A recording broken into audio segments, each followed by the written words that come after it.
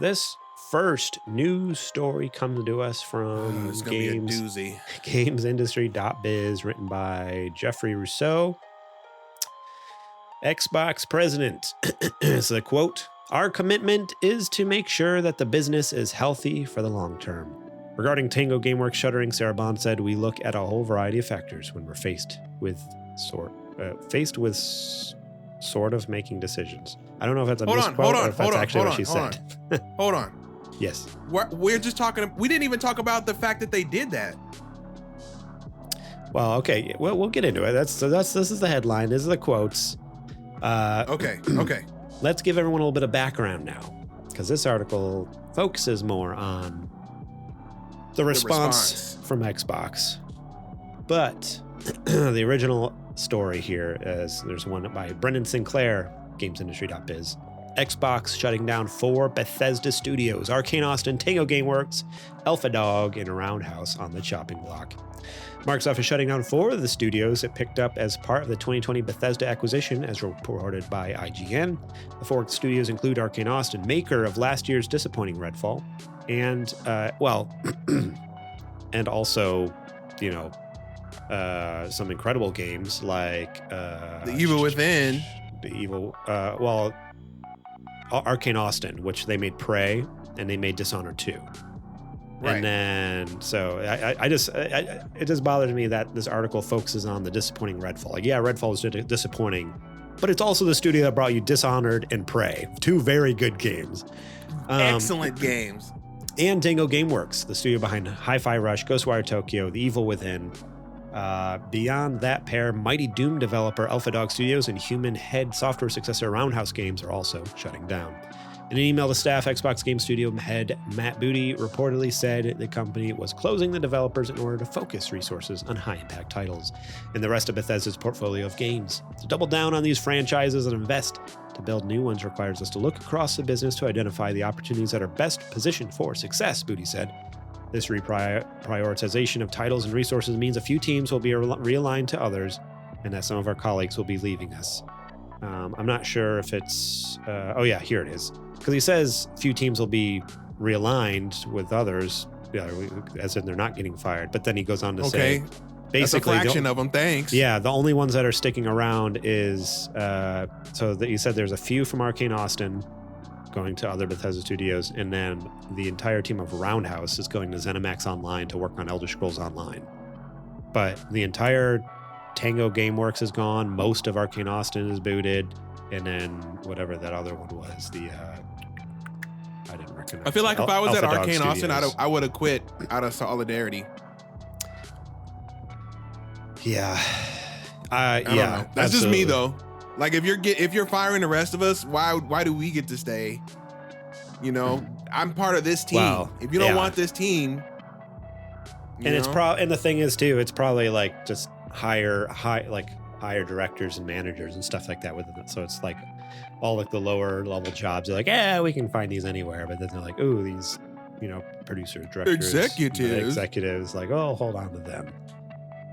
They don't say that specifically. That's just speculation. But I mean, that's probably the case. Right.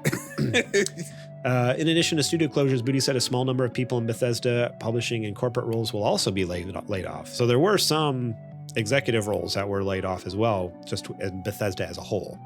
Probably because they were redundant.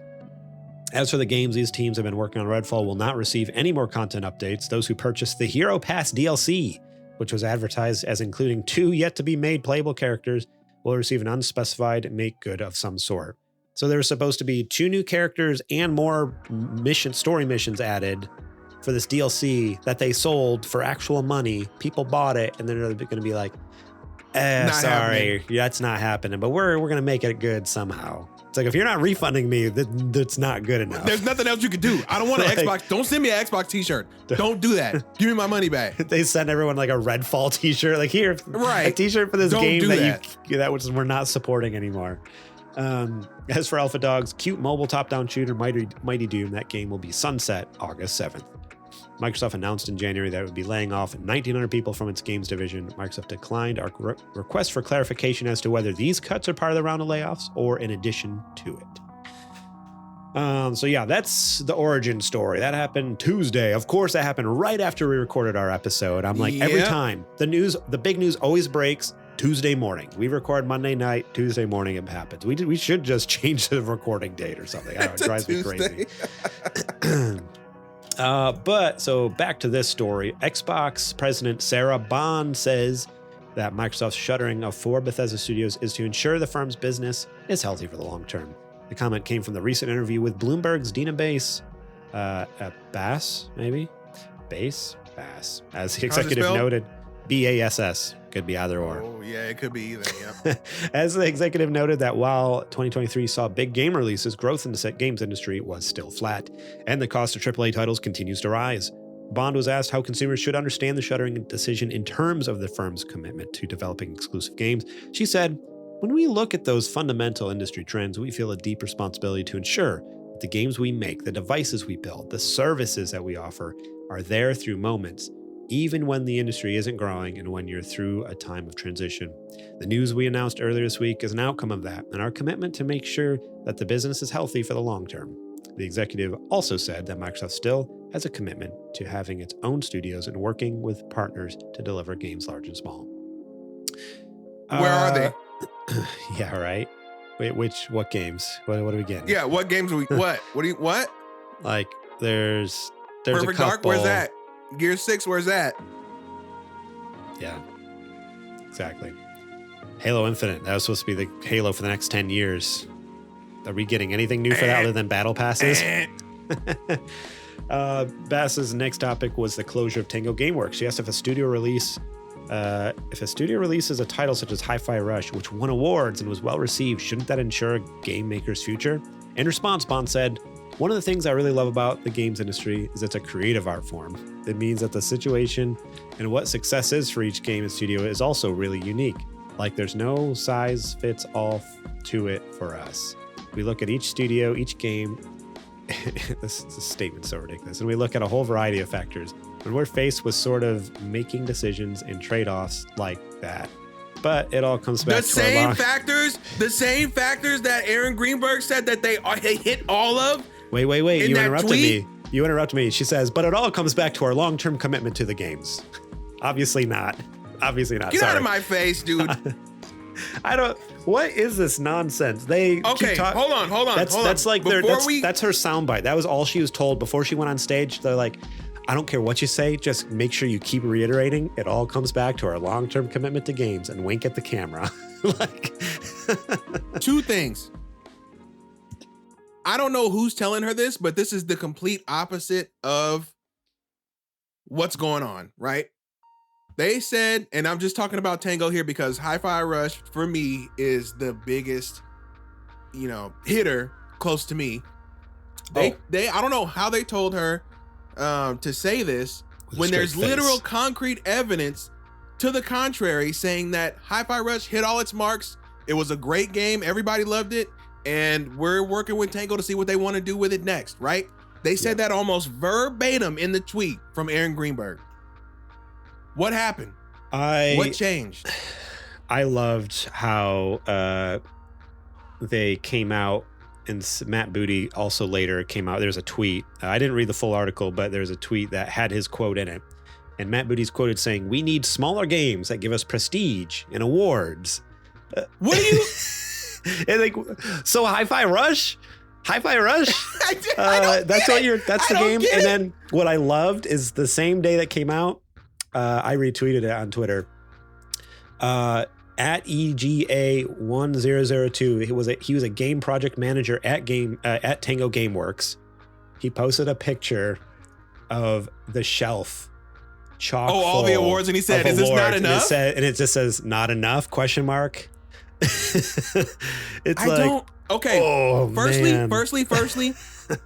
I hate that they threw Sarah out there and under the bus when 100%. She likely had nothing to do with this, because I'm sure they're gonna. Being the president of Xbox, she probably had some to do with it, but still, very little compared to Phil and compared to Satya Nadella, who's like the CEO of Microsoft. It would have been spread out amongst a lot of people, not just her. That's for sure. Right, yeah, you're right. I'm looking at Phil way before I'm looking at Sarah. way before I'm looking at Sarah.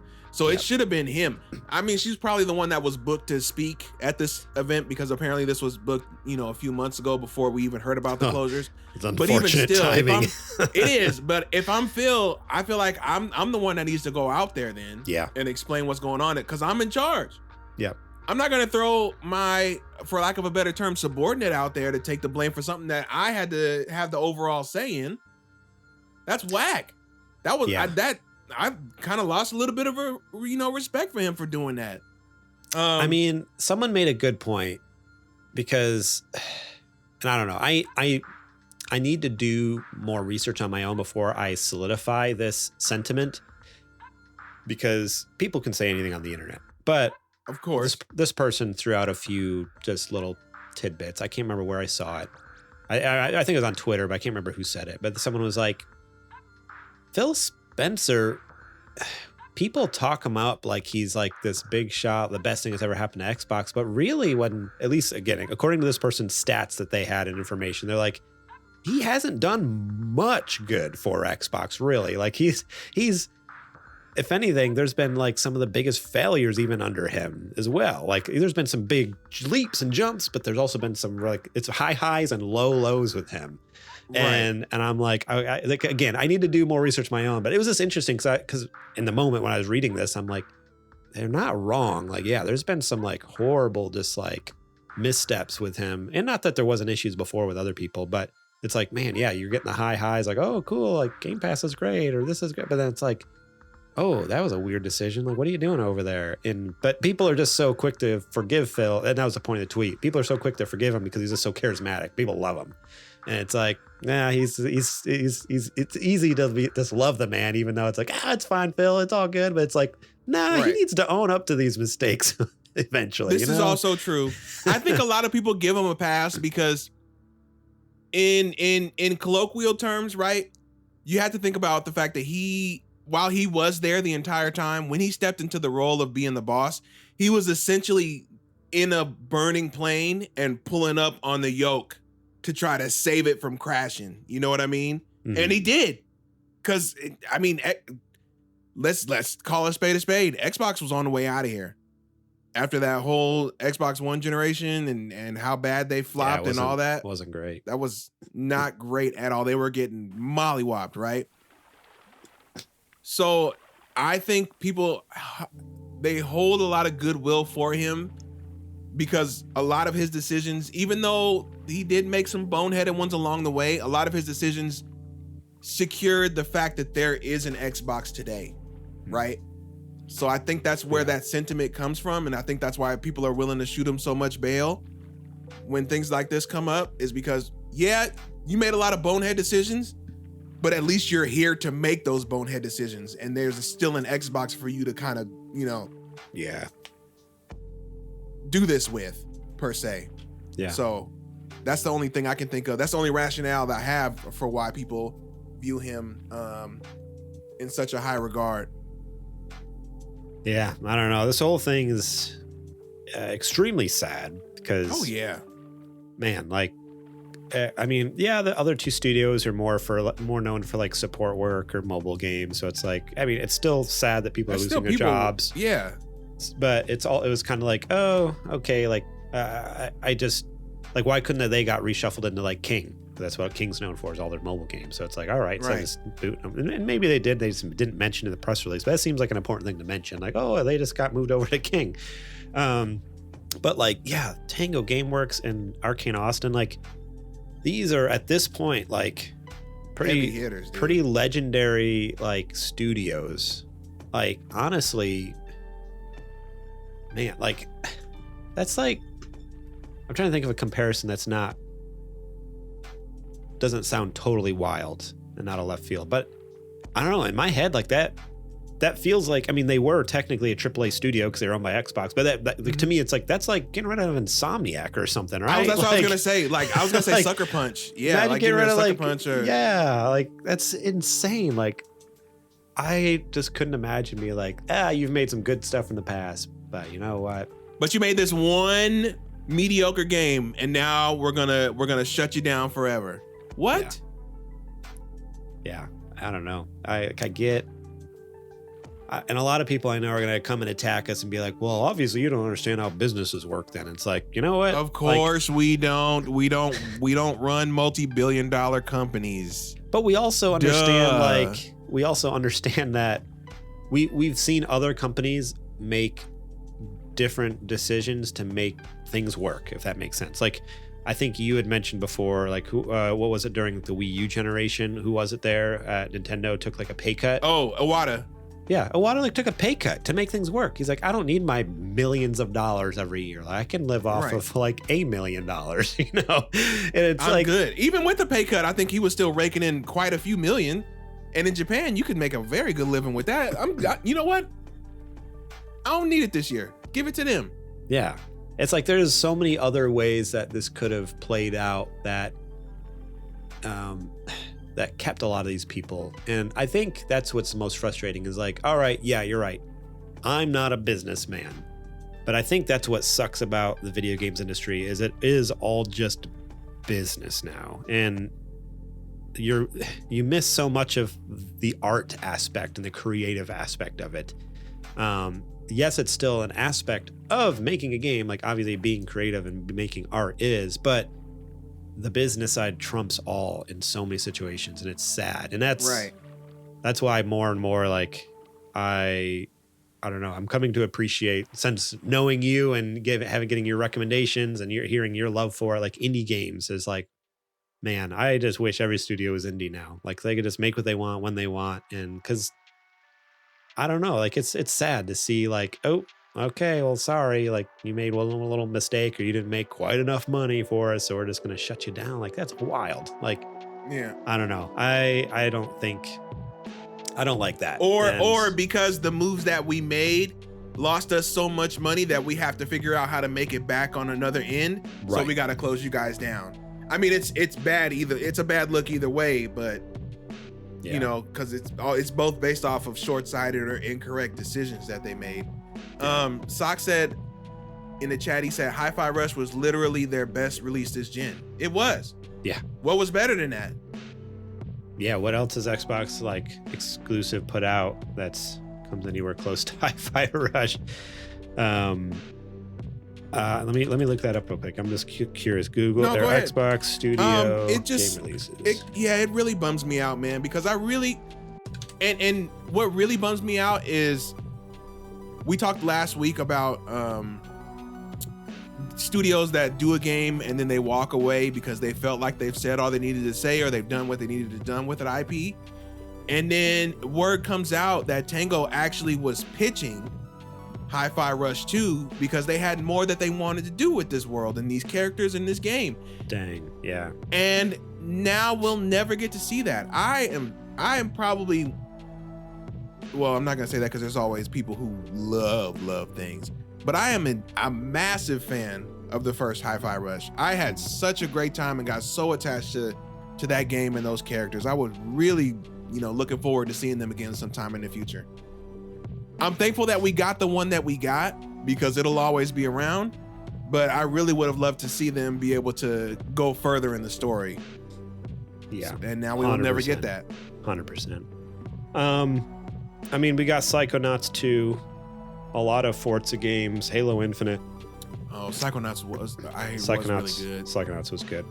As Dusk Falls, Grounded, Pentiment, GoldenEye 007, Age of Empires 2, Minecraft Legends, Killer Instinct, Flight Sim. Okay, so the only one in that same caliber so far that you've mentioned is Pentiment and Psychonauts. Psychonauts 2.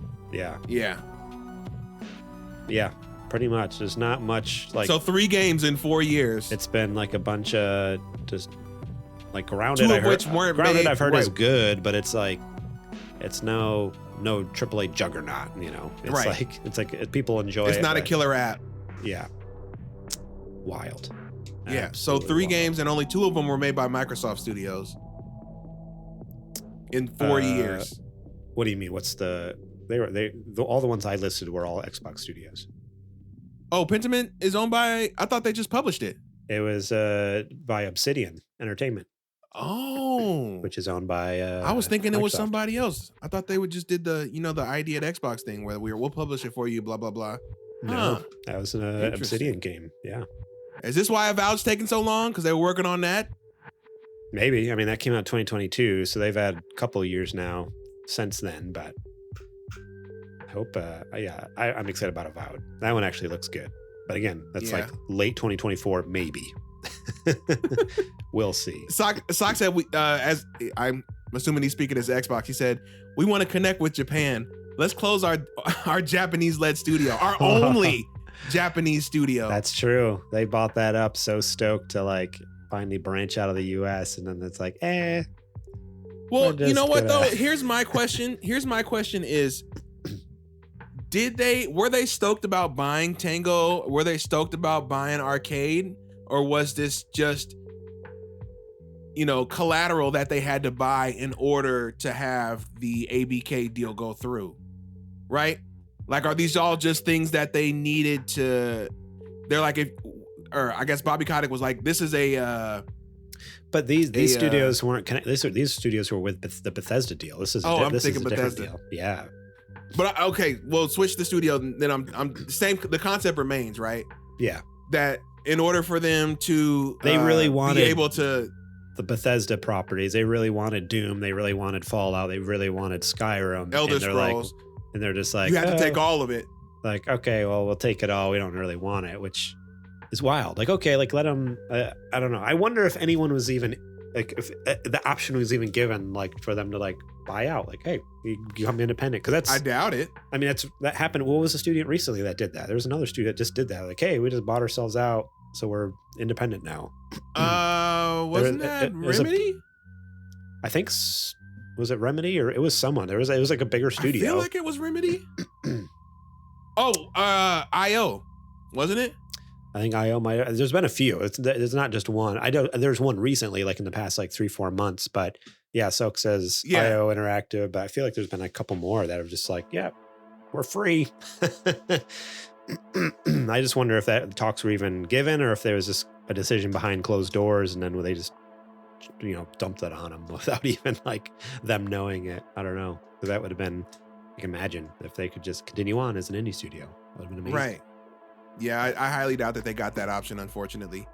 Yeah, man, this was really discouraging to find out that it happened, and it makes me worried for their other studios, like especially Ninja Theory. I am terrified for Ninja Theory right now, because did you know Hellblade comes out in a week? Hellblade 2? I only know because I've seen all the kerfluffle on Twitter about people being so like, where's the marketing for Hellblade 2? Do you see how expensive that game looks? And how expensive that game probably is? 100% game definitely is extremely expensive. I mean, it was using Unreal 5 right before Unreal 5 was even a thing. Like, it's been using experimental stuff for years. Like, that game is going to be so enormously expensive. I don't know how there's any way they could pay for that, even through the sales of the game. Because even the first game was, again, well-liked. It was and really highly rated. Like, people love the first one, but boy, is that enough? Like, they need almost like Call of Duty levels of sales, I feel like, to recoup those costs. To pay this off, yeah. They're not going to get that, I don't think. No. Especially not because nobody knows it's coming out. Right, exactly. What marketing have you seen for it? They spent Xbox. They spent all the budget on the game, so they didn't have the budget left for the marketing. What are you doing? They're just hoping that this is your first Unreal 5 exclusive. Why are you not? You should be ads from here to the moon, right? Every Xbox that we make after a certain date, on the back of the box, it's gonna have Hellblade as the picture. You know what I mean? They're just hoping that Jeff Keighley. They're hoping that Jeff Keighley was going to do all the marketing for him between Summer Game Fest and Game Awards. Yeah, a month after it comes out. Jeff, keep tweeting about it. Keep tweeting about it. Do the free marketing for us.